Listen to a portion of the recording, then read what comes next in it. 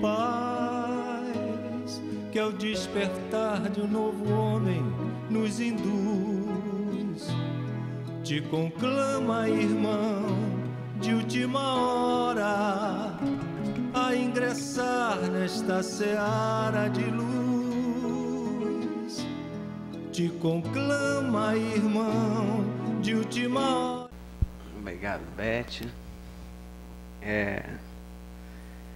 Boa noite a todos. Primeiramente, a gente precisa reconhecer a gratidão de estar aqui e a gratidão pelo tema que foi passado pela gente. Cheguei aqui, eu brinquei com a Beth que ela não tem noção do que ela me pediu, porque quando ela me pediu uma coisa sobre arte, eu pensei, bem, é sobre arte, então a gente vai falar sobre arte. Mas quando a gente olhou para o tema e começou a estudar, e a gente via que a arte era só uma consequência do que a gente estava estudando. E isso falou forte ao nosso coração, a ponto de, durante esses tempos, estarmos experimentando diretamente a primeira fase desse estudo que a gente vai fazer hoje. E como que a consequência desse estudo, que é a arte, nos ajudou nesse processo que a gente experimentou. É um tema que está falando muito ao nosso coração. E dessa mesma forma, eu gostaria de pedir que a gente pudesse se comunicar entre corações. Então, vamos imaginar isso aqui como um verdadeiro culto no lar dentro das nossas casas. Que os nossos corações possam estar em sintonia. Que o que seja falado aqui seja o que nós precisamos dentro dos nossos corações. E não que necessariamente a gente precisa ser informado. Então, sintam o coração de vocês abraçados de verdade. Porque é assim que a gente vai conseguir se comunicar hoje. Que se comuniquem os nossos corações.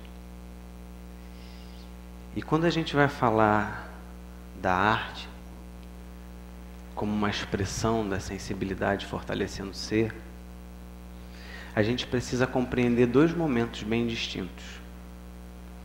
O primeiro dele, qual o papel do sentimento na evolução do ser?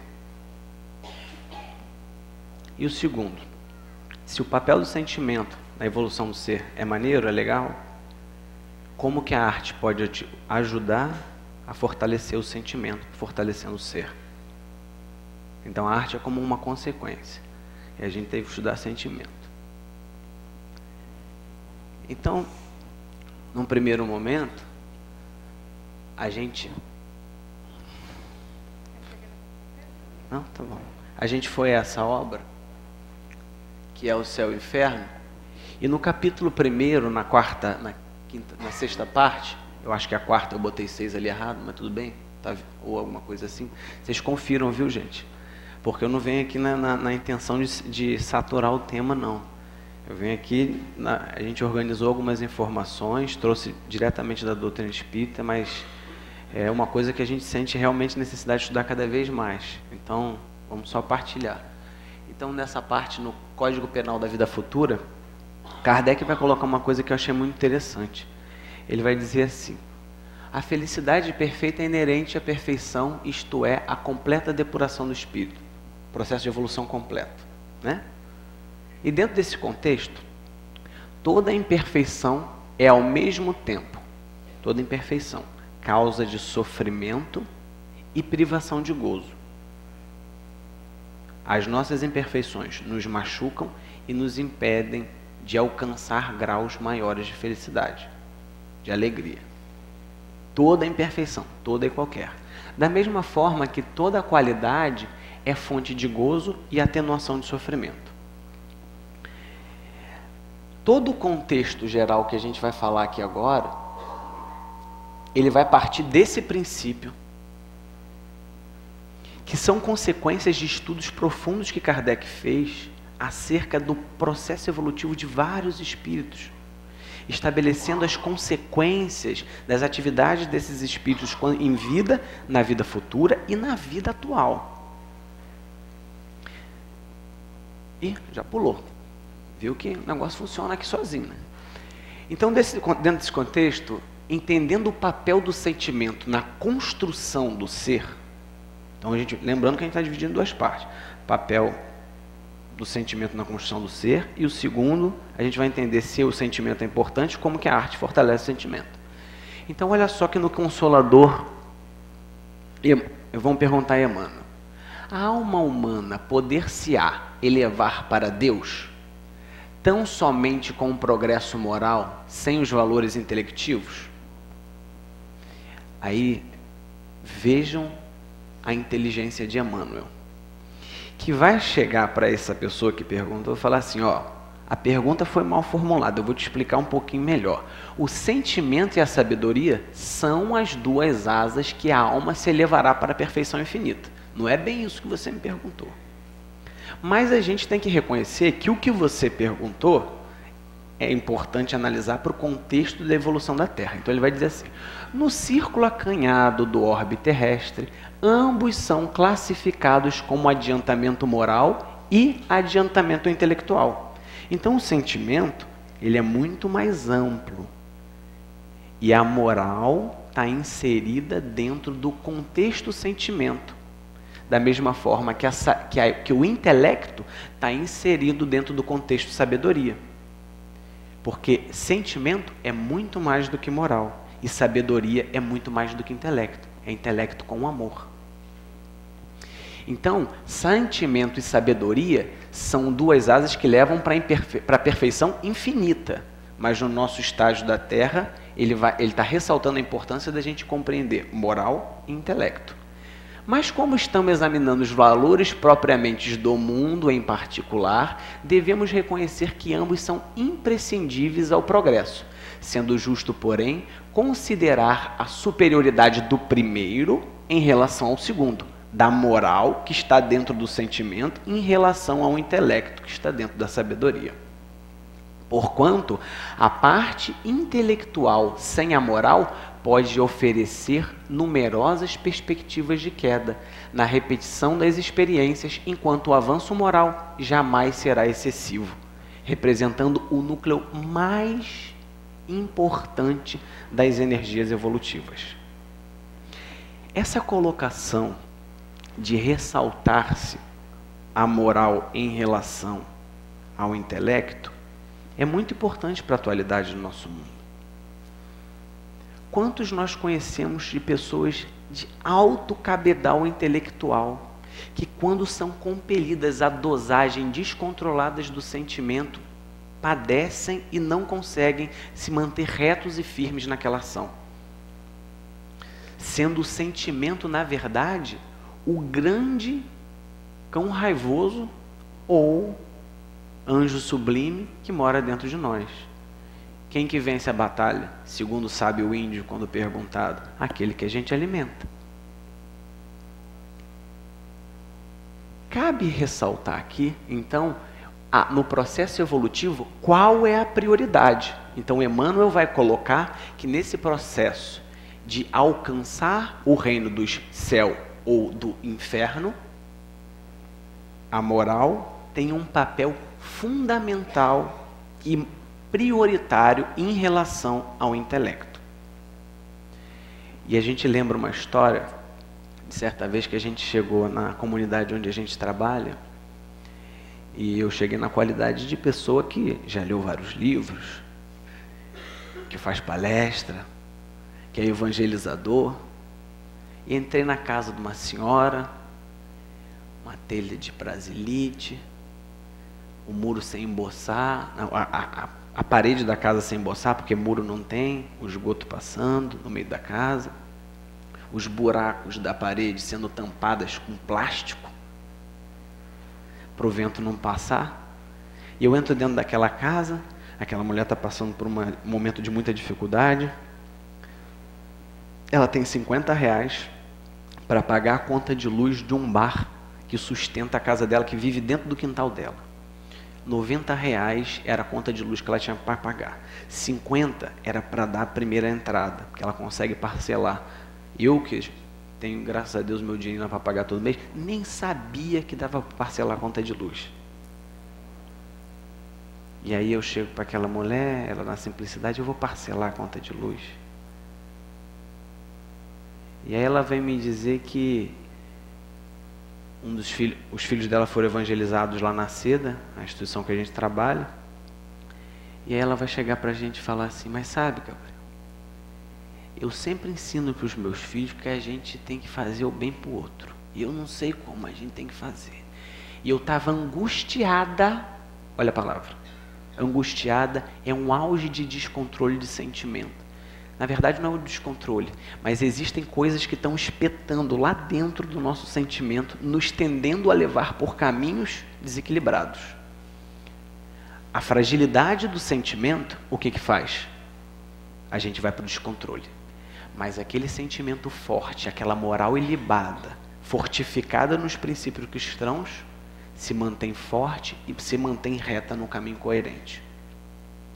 Com aqueles R$50 na mão, chega uma prima e avisa que a prima da prima está passando por um momento muito difícil, o marido foi afastado do trabalho, não pode trabalhar sem receber nenhum dos direitos, porque teve o pé quase que decepado, sendo pendurado pelo tendão. Estava com a perna para cima, ele que sustentava a família e não podia mais levar o pão para casa. Para a filha de 4 meses, que agora tomava água com açúcar, e para o filhinho de 4 anos, que agora comia água com farinha. Mas eu não podia fazer nada, Gabriel, eram R$50 que eu tinha que pagar a conta de luz, senão não ia ter o que fazer. O que eu ia fazer com aquilo? Mas eu não consegui dormir.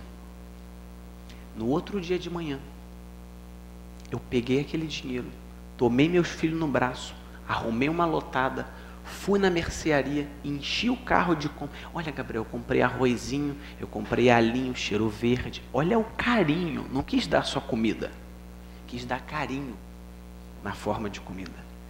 E levou todo aquele material de R$50 para aquela família. Uma mulher ignorante. E eu estava ali aprendendo com o exemplo do Cristo vivo na minha vida, na minha frente, sobre quais deveriam ser as prioridades da minha vida. E se a gente vai pensar que é só Emmanuel que fala isso, quando a gente vai no Evangelho segundo o Espiritismo, no capítulo 11, item 13, um espírito protetor vai dizer, sem dúvida, Deus nos criou para sermos felizes, ditosos, segunda parte do livro Céu e Inferno, onde vão falar só relatos de espíritos felizes, ditosos, entre outros. Entretanto, a vida terrestre tem que servir exclusivamente, gente, exclusivamente é muito forte. Exclusivamente é muito forte. Exclusivamente ao aperfeiçoamento moral, que mais facilmente se adquire com o auxílio dos órgãos físicos e do mundo material. Então tem que encarnar para aprender a sentir. E a prioridade aqui encarnado é aprender a moral. É entrar aqui dentro o processo prioritário da evolução nesse estágio da Terra é a moral. Segundo o que está lá. E aí, a gente vai tentar entender por que da moral. Claudinha, não precisa copiar não, que isso está tudo salvo no seu computador. Claudinha fez essa palestra junto comigo, gente. Em sintonia total. Essa mulher, sou apaixonado por ela. Desculpa, a minha namorada está ali atrás, eu não posso fazer essas coisas assim, não. Capítulo 29 do livro Vinha de Luz, Guardemos o Coração. Vamos entender o porquê que o sentimento, a moral, tem esse papel fundamental no processo evolutivo. Olha o que Emmanuel vai dizer. Urge reconhecer que... Olha, gente, como é que ela é linda. Obrigado, velho. Urge reconhecer que o sentimento, no sentimento reside o controle da vida. No sentimento reside o controle da vida. De modo que se a gente não sabe sentir, se a gente não compreende, não conhece os nossos próprios sentimentos, se a gente conhece o caminho é controle, se a gente desconhece o caminho é descontrole. Qual é o maior estágio patológico da humanidade hoje? É o câncer? É a AIDS? É a depressão. Então uma dica aí do que vai vir para frente aí. O sentimento é o santuário da criatura, Velho Testamento. O santuário é exatamente o lugar onde os hebreus faziam as comunicações diretas com Deus. Eles se aproximavam de Deus no santuário. Não existia outra forma de manifestação para Deus no Velho Testamento. Era no santuário. E Emmanuel vai colocar o santuário da gente na atualidade. O que é a representação da simbologia do santuário antigamente? É o nosso coração. Então, o sentimento é o santuário da criatura. É através do sentimento que nós vamos estabelecer essa comunicação com o Criador. Quando você está em determinado momento da vida, que você vai para um canto ou não vai para outro, você sente que não pode. Ou você sente que pode. Você sente que deve ajudar. Você sente que deve frear. Você sente que precisa dar mais. Você sente que precisa dar menos. Comunicação direta no santuário do coração. Sem luz aí dentro, é impossível refletir a paz luminosa que flui incessantemente de cima. Sem luz no sentimento, no santuário da criatura, é impossível refletirmos a Deus. Senhor, fazei de instrumento de sua vontade. Na prece rola, mas se o sentimento não estiver desenvolvido, esse reflexo não acontece. Ofereçamos aos... Aí, essa parte do reflexo, eu trouxe aqui para vocês uma música que eu acho linda. Eu boto todo dia para escutar quase em casa, que se chama Oração Cabocla. É de Plínio... alguma coisa que eu esqueci o nome dele, sobrenome, mas é excelente. Ele é lá de Curitiba, do Movimento Espírita. Olha o que ele fala. Pai, sempre quando a chuva cai, sinto o cheiro d'água e terra, vejo o sol por trás da serra e me lembro de você. E quando eu for viajar pelo interior, o pinheiro ao pé da estrada, a montanha esparramada, só me lembram de você. E na distância do luar, nestas noites estreladas, nas manhãs iluminadas, eu não posso lhe esquecer. Pai, sei que já sonhei demais. Hoje eu quero a tua enxada, capinando na roçada dos meus íntimos quintais. E, quando a roça florescer, e alguém vir de passagem, hei de ser a paisagem que só faz lembrar você. Sem o sentimento, as flores da beleza que brotam no nosso coração não vão refletir o Pai. Mas através do sentimento, da captação na natureza que passa ao nosso redor, das mínimas coisas à nossa volta, conseguindo identificar a beleza das coisas, seremos reflexo da compreensão do Criador que vemos em cada um desses pontos.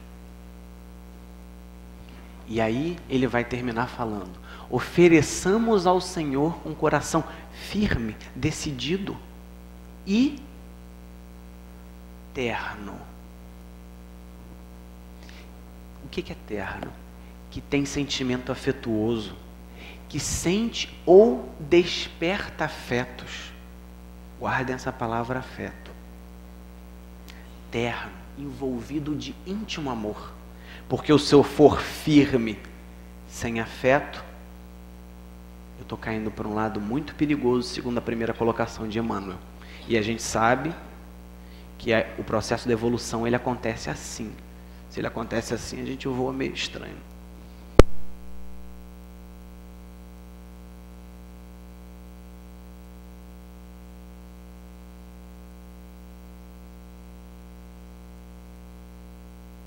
Querer voar, Daniel, subiu?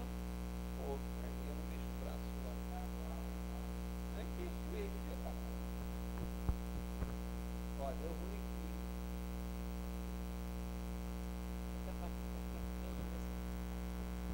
aqui. Beleza. Então agora a gente já entendeu o porquê. Vamos para a próxima passo que é muito importante para entender onde nós estamos dentro desse contexto evolutivo. Onde nós, eu, vocês, todo mundo, estamos dentro desse papel do sentimento na evolução do ser. Olha lá. Pode existir inteligência sem desenvolvimento espiritual? Aí Emmanuel vai explicar a pergunta para quem perguntou. Diremos melhor. É um jeitinho dele falar com amor.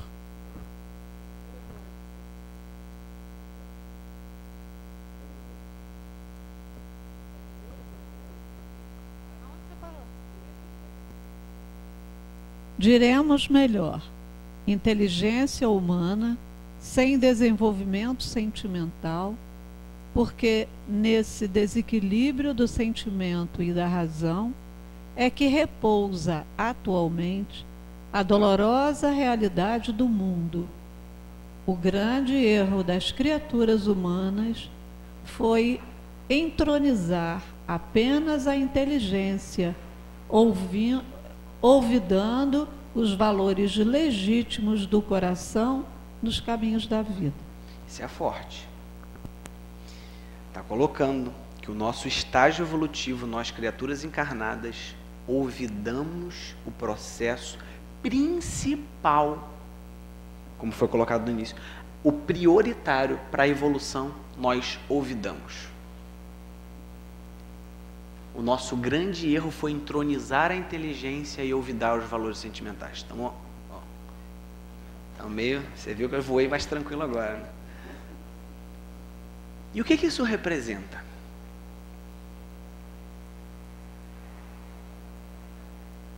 O que isso representa para nós como espíritos? Será que a gente agora consegue medir o quanto dessa moral em nós, o quanto os valores sentimentais estão esquecidos? E o quanto o lado prático, intelectual não é só ler livro não, prático, racional, frio, está colocado como trono, porque ele coloca entronizado, está num trono, altar de inteligência.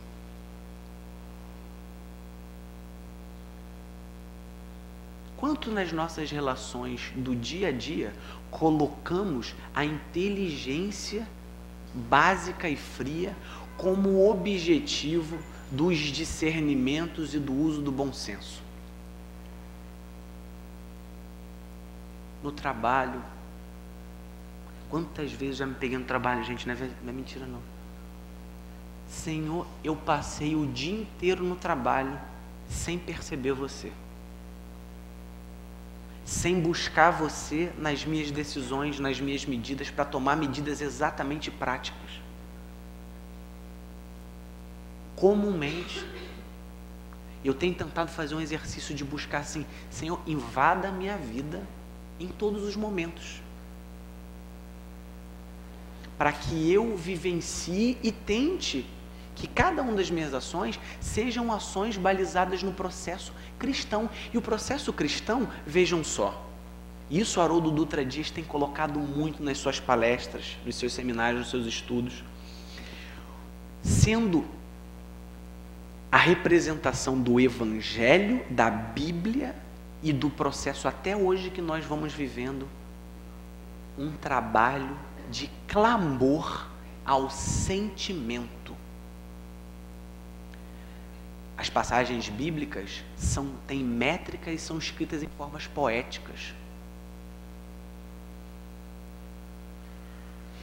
Se as passagens bíblicas forem olhadas simplesmente com o intelecto, não vamos a lugar nenhum. Porque é o sentimento que vai me fazer, cada vez que eu olhar para o amor ao próximo, amar ao próximo como a ti mesmo, cada vez de uma forma diferente, tão quanto eu depure, transforme aquela minha imperfeição que causa sofrimento e privação de gozo em qualidade que causa felicidade, liberdade. Mas é mais. Olha o que o Emmanuel vai continuar dizendo no livro Pão Nosso, no capítulo 67, intitulado Má Vontade. A indisciplina mantém a dureza do coração. A dureza do coração impõe cegueira espiritual. A cegueira espiritual conduz ao abismo. a indisciplina de não olhar de forma disciplinadamente no exercício do coração, gera dureza do coração. Gerando uma dureza nesse coração, eu crio uma casca, que esse meu coração já não pode mais ser visto. Eu crio uma barreira, que eu não sei nem mais o que é chorar. Eu crio uma barreira que eu não sei nem mais o que é me expressar. Eu crio uma barreira. Eu crio uma barreira que eu não posso nem emitir as minhas vibrações de sentimento, de emoção, nobres, porque são consideradas às vezes, pelo lado intelectual, como excesso, como descontrole. Por quê? Intimamente, o lado intelectual pode nos cegar, se distanciar do sentimento, a ponto de fazer com que imponhamos nos outros a nossa própria experiência frustrada no campo do sentimento. Isso foi um trabalho lindo que foi feito no podcast do Portal Ser, www.portalser.org.br. Vejam, estudem, tem muito material lá para ser estudado. O podcast de número 6, intitulado Formação da Mentalidade Cristã. Baseou muitas coisas que a gente trouxe aqui hoje, falando sobre essa questão da prioridade do sentimento e como o sentimento tem sido esquecido. Então, um coração duro, ele causa cegueira espiritual. O espírito que é cego, ele não pode ver a si próprio em estado de espírito.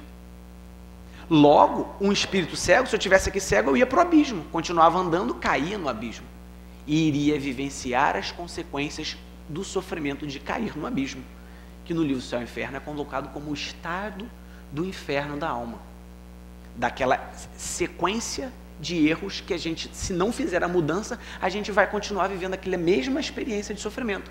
Bem, se eu sou um cego espiritual e eu não consigo enxergar o meu estado espiritual, eu conheço a mim? Não conheço a mim mesmo. E quando a gente vai na questão 919 do Livro dos Espíritos, quando é perguntado qual é o caminho mais prático e eficaz da gente ser, como é que é? Ser feliz, está aqui, ó. Eu esqueço às vezes, gente, na minha memória vai, mas está aqui, ó, lá bem, ó. Vocês não se preocupam com isso não, gente, ó. Só porque eu não quero entrar em erro falando coisa que eu não falei, né? Qual é o meio mais prático, o meio prático mais eficaz que tem o homem de ser melhor nesta vida e de resistir à atração do mal? Conhece a ti mesmo. Como é que a gente vai conhecer a nós mesmos se nós estamos cegos espiritualmente, decorrente à nossa indisciplina de não olhar para o lado moral como a gente deveria olhar? E aí a gente vai sendo conduzido à dureza do coração impõe cegueira espiritual nos conduz ao abismo. E a gente fica nesse ciclo reencarnatório tentando evoluir sem olhar para o sentimento talvez como a gente deveria olhar. Aí a gente fala, ué, mas isso aí Gabriel já viajou na batatinha, que não sei o quê.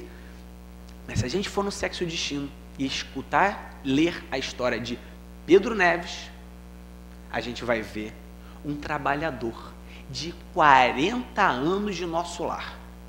40 anos de atividade frenética em nosso lar, sendo considerado um trabalhador referência. 40 anos de atividade lá, ó, só bônus na cabeça. Está trabalhando. Pedro Neves. E aí, o que acontece? Ele vai numa experiência de visitação à família dele, e aí André Luiz percebe que ele está meio abalado sentimentalmente, né, e tal. Aí chega assim, pô, eu vou tentar conversar com esse rapaz. Nessa que André Luiz consegue começar a conversar com ele, né, e ele vem e diz assim, ó, não sou homem que me deixa governar por sentimentalismos, embora aprecie as emoções pelo seu justo valor. Ó, sentimento para mim não rola. Mas eu aprecio essa questão de emoção, acho interessante. Além disso, a experiência desde muito me ensinou a raciocinar. Há 40 anos moro aqui e há quase 40 anos a esposa compeliu-me a absoluto desinteresse do coração. E aí ele vai revisitar a família e ele sente que a sua fortaleza racional cai.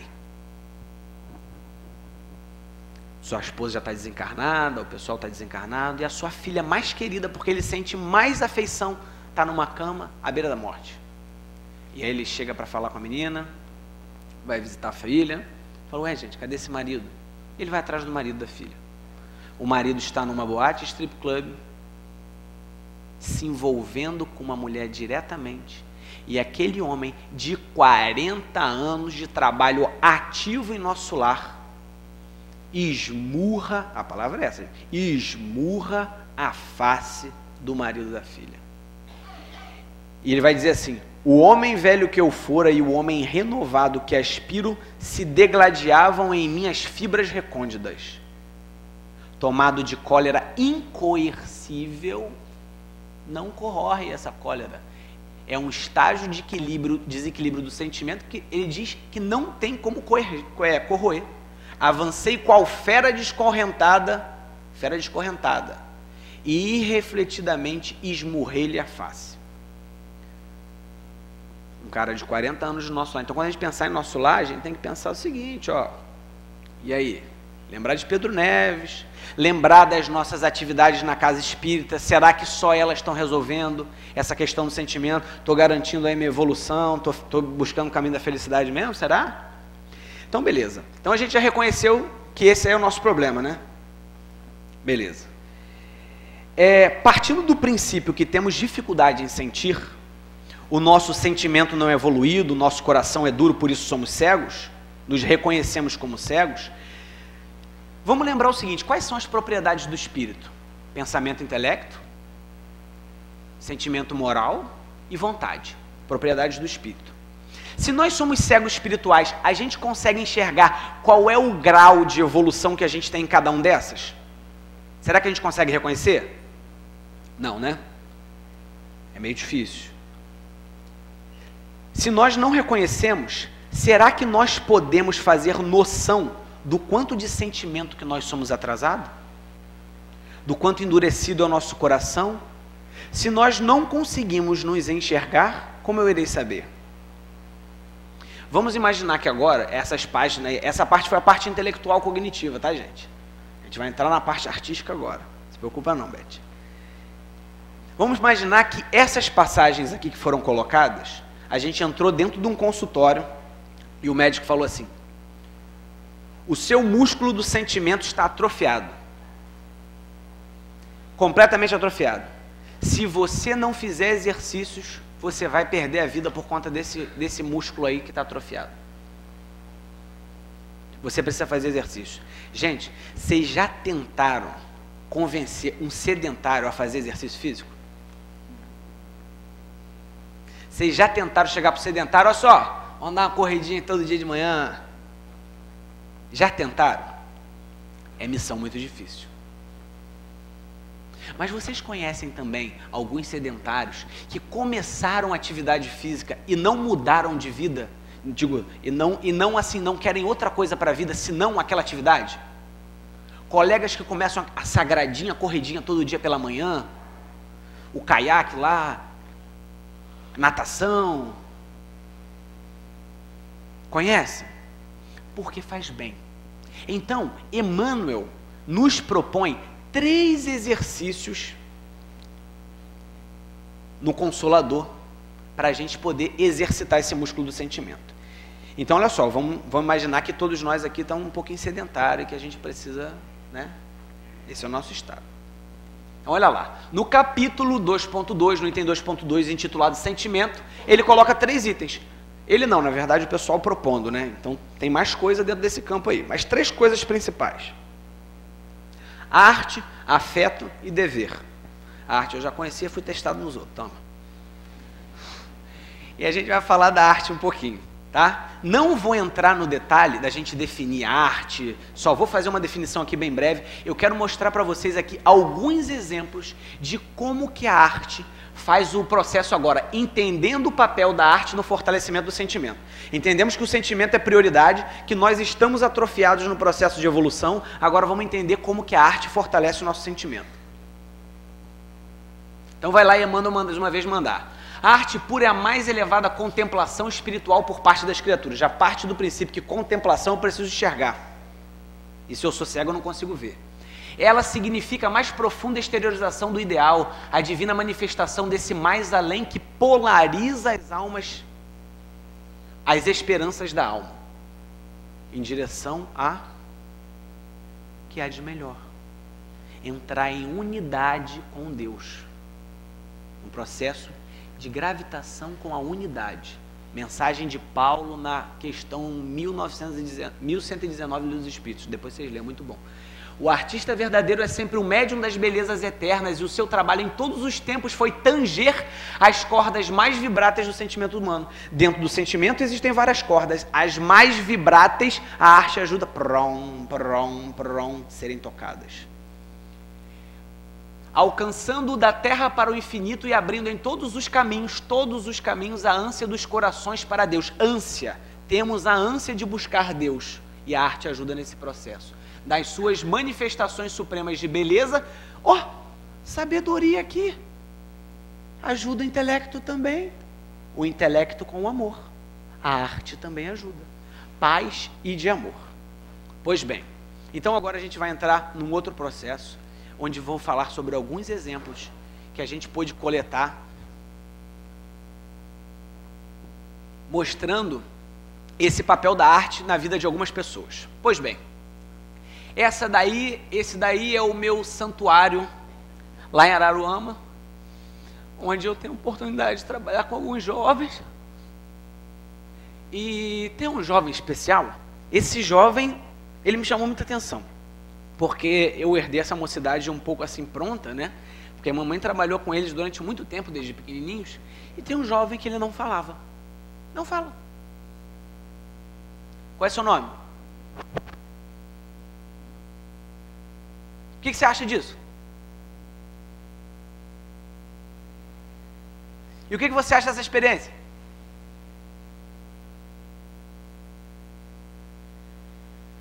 Canta. Ele começa. A sua cena é essa. E ele atua. Desenha. E ele faz. Quando os olhos se tornam cegos, na própria ignorância de um ser, o coração voa e transmite as comunicações entre as belezas reais da vida. Quando a arte estabelece a comunicação que a razão desconhece. Nosso amigo que estava aqui pela manhã, o Júnior Vidal, uma vez ele disse assim, ele fala para a música, mas eu estendo isso à arte. A arte não pede licença, ela invade o coração. Existe um outro lado da arte, uma expressão do sentimento, um pouco ainda primitiva, que seria o lado pagão da arte, como Kardec vai colocar bem na revista Espírita, no Obras Póstumas, ou então na revista Espírita pelo Espírito de Rossini.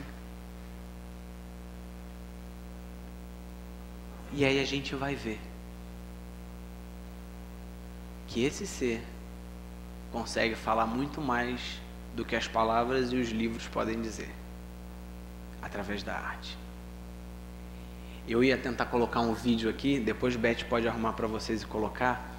Na Comerge desse ano nós juntamos todos os jovens para poder tirar uma foto e a gente cantou: Jesus está passando por aqui, Jesus está passando por aqui.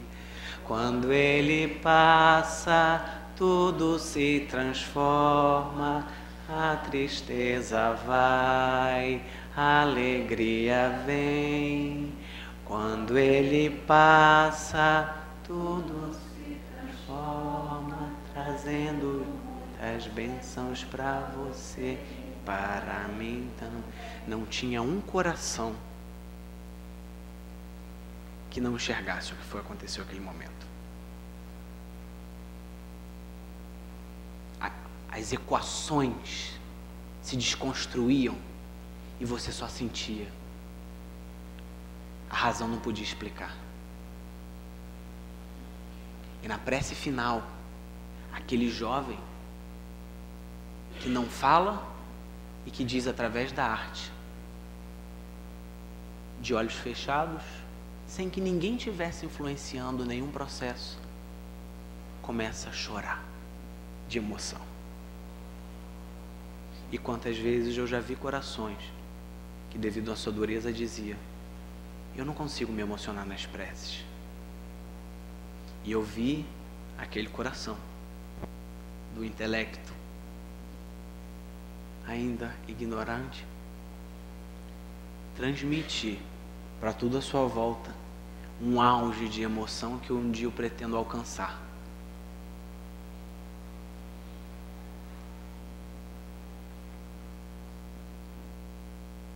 O lixo.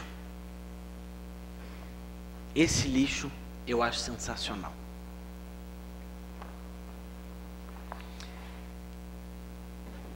Hoje corações olham para isso e dizem lixo. Lixo, o descarte, aquilo que precisamos colocar à parte, que não serve mais. E saltam pelo mundo pessoas que pegam lixo e transformam em vida. E aí, começamos um trabalho na Seda, movido por um coração muito generoso, que vem falar para a gente: vamos fazer um processo de reaproveitamento do nosso lixo, de reciclagem do nosso lixo. Então começamos a fazer um movimento pela internet para conseguir alguns cestos e separar por produtos reciclados. E esse lixo reciclado ia ser mandado para uma cooperativa que iria nos pagar por aquele lixo, e a gente ia conseguir ajudar o processo de reciclagem e também conseguir algum dinheirinho para a nossa comunidade. Pois bem, quando essa nossa amiga pega, nos puxa pelo pé, carregando todos nós nesse processo, né? E liga para o pessoal da cooperativa e dizem assim: olha, o nosso lixo já está pronto, podem vir aqui buscar. Senhora, nós não retiramos lixo. Isso que vocês separaram não é lixo, isso é material que vai receber vida nova. O apanhador de desperdícios. Uso a palavra para compor meus silêncios. Não gosto das palavras fatigadas de informar. Dou mais respeito às que vivem de barriga no chão, tipo água pedra-sapo. Entendendo bem o sotaque das águas, dou respeito às coisas desimportantes e aos seres desimportantes. Prezo insetos mais que aviões, prezo a velocidade das tartarugas mais do que a dos mísseis. Tenho em mim um atraso de nascença, um aparelho para gostar de passarinhos. Tenho abundância de ser feliz por isso. Meu quintal é maior do que o mundo. Sou um apanhador de desperdícios. Amo os restos, como as boas moscas. Queria que a minha voz tivesse formato de canto, porque eu não sou da informática, eu sou da invencionática. Só uso a palavra para compor meu silêncio. Manuel de Barros.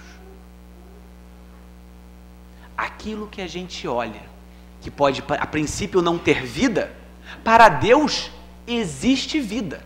Não existe nada que os olhos da perfeição olhem como sem a esperança, sem a vida, sem a proposta de amor. E vejamos só, nós estamos procurando às vezes elementos para que gritem aos céus que a nova era chegou, quando nós vemos pessoas por aí catando e transformando o desperdício, o lixo, em vida,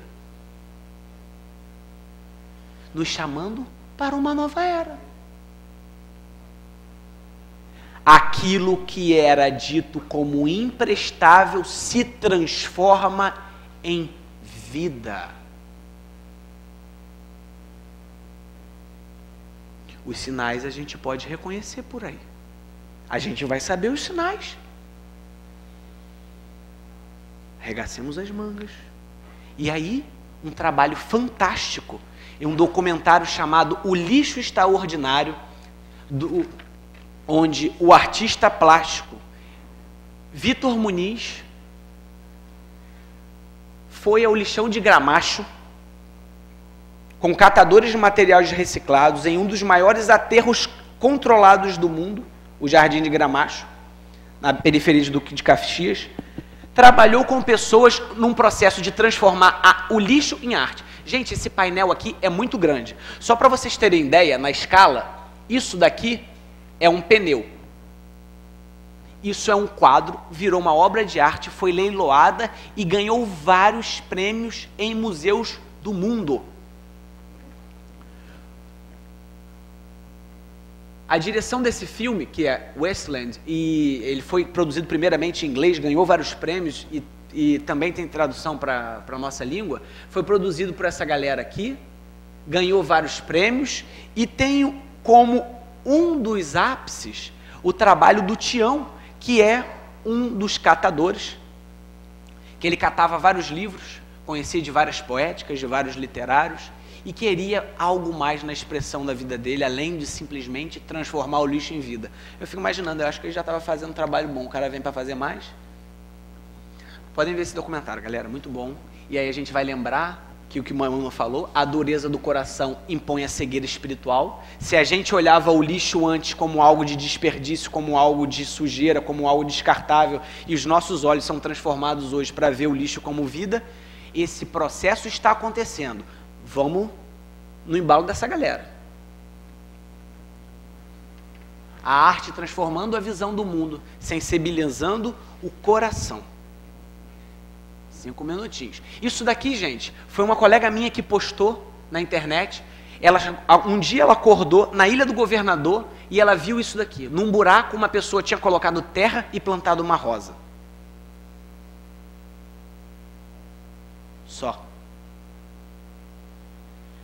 Só amor que aquele coração queria dizer. Só. Esse aqui é o grupo de teatro espírita chamado Muvuca, que é lá de Araruama, do pessoal da Useja. É Useja? União... É Useja? É Useja. É, Joana de Ângeles. Um abraço lá pra galera. Eles são excelentes, gente. Um grupo de teatro formado por atores entre 30 e 73 anos.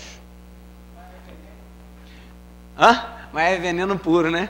Que é a Regina Veneno e o Jorge Veneno e a galera, né? E aí então eles fizeram uma peça maravilhosa chamada Família Como Ela É.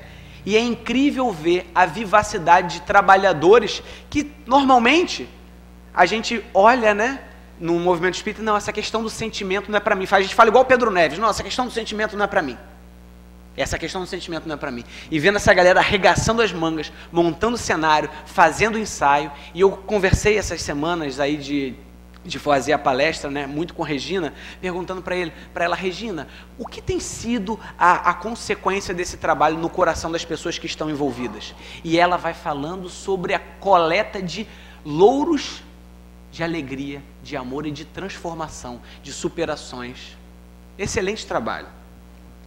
Aqui mais uma questão de incentivo para que nossas casas espíritas, para que nosso dia a dia, nós demos mais espaço à arte. Como um desses exercícios que muitas das vezes a gente não gosta de fazer. Então, se existe um violão, se existe uma música, se existe uma dança, falando em dança, dança de roda, dança circular, no segunda Mostra Nacional de Dança Espírita, que aconteceu no Rio de Janeiro, a nossa companheira lá do Grupo Espírita Allan Kardec, a Denise Quintanilha, ela expôs esse banner aqui, onde ela contava as consequências da dança circular, que tem sido um trabalho terapêutico que o pessoal tem feito lá no Grupo Espírita Allan Kardec. E aí aqui tem um registro de colegas de 53 anos, de 57 anos e de uma senhora de 69 anos. E eles falando como que a vida deles melhorou em alguns estados, como eles se sentiram mais fortes para vivenciar determinadas situações, etc, etc e tal. Eu vou correr mais um pouquinho, que eu quero contar uma história antes de acabar. Então, assim, talvez a gente vendo esses resultados agora, né? Deixa eu só para aqui para lembrar. Alguns digam que a gente, como o Pedro Neves, né? Que a gente reconhece a importância da arte nessa iminência da urgência de sentir, porém, isso não cabe para mim. Mas eu gostaria de dizer para vocês que a chave da evolução, ela se encontra dentro da gente, mas não está na nossa vontade. Porque o Cristo disse, se quiseres vir junto a mim, renuncia a ti mesmo, toma a tua cruz e me siga. Esquece a sua vontade. Eu sou o Cristo dizendo, né? Sou o terapeuta, estou dizendo que tem um músculo atrofiado e que você precisa ir com urgência, porque senão vai ficar puxado. Então pensamos na arte como essa ferramenta. E quando a gente vai entender isso, dispersado entre todo o manancial de trabalhos espíritas e bíblicos que a gente pode ver, a gente lembra, para encerrar, de Maria, mãe de Jesus. No livro Boa Nova, no último capítulo, onde Humberto de Campos vai relatar que após o seu desencarne, antes de desencarnar, ao receber um mendigo em sua casa, reconheceu ali as chagas na mão e nos pés, vendo que ali se encontrava o filho, que a chamava como vitoriosa no processo evolutivo para alcançar junto dele o reino dos céus, que estava sendo meritório do seu próprio coração.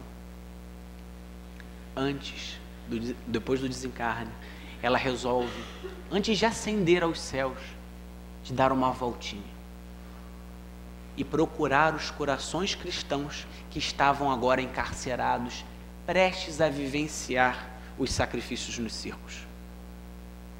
Ela começa a andar pelas ruas, andando pelas ruas, e de repente ela encontra um agrupamento de cristãos encarcerados no frio, na humildade, com as roupas rasgadas, já bastante surrados, corações sofridos, desesperançosos, querendo um alento. Quando ela pensa o que ela pode fazer por aquele coração, porque ela se compadeceu,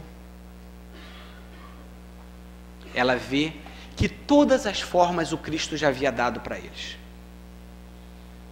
Que a base do caminho, o melhor exemplo foi o Cristo. E aquele coração de mãe, como o coração de mãe quando vê um filho com febre, quando vê um filho que sofre, que dói, chega nos ouvidos de uma jovem, no auge daquele sofrimento, e diz: canta, minha filha, canta. E aquela mensagem marca os dias em que os cristãos entrariam dentro dos circos expressando o auge do sentimento através da arte plena das canções de louvor. Canção de louvor a Jesus Cristo, canção de louvor ao Pai Celestial, entoando cânticos que os fazia ser arrebatados por anjos do céu, que os recebiam com harpas para dar continuidade a essa grande orquestra que se colocava ali, anunciando a era nova que se aproximava, da transformação do ser a partir da sensibilização dos corações, para ascender também aos céus e compor, todos nós, uma grande orquestra, onde o maestro é Deus, nosso Pai. Pai. Nosso Pai. Que Deus possa nos ajudar a tanger as cordas mais vibráteis do sentimento que vive em nós. E possamos nos direcionar para esse caminho que Ele nos convida, que é de amor, verdade e vida. Boa noite, meus amigos.